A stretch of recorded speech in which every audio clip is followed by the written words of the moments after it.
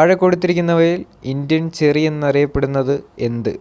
മുന്തിരി, തക്കാളി, ഞാവൽ.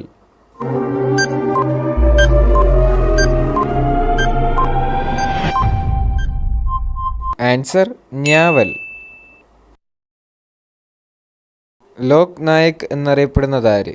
ജയപ്രകാശ് നാരായൺ, രവീന്ദ്രനാഥ് ടാഗോർ, ബാലഗംഗാധര തിലക്, ലാല ലജ്പത് റായ്. ഇതിലാരാണ്?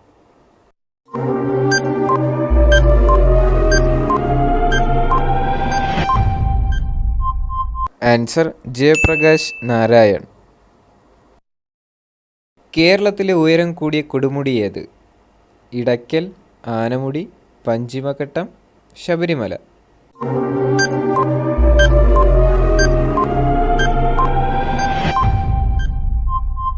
ആൻസർ ആനമുടി.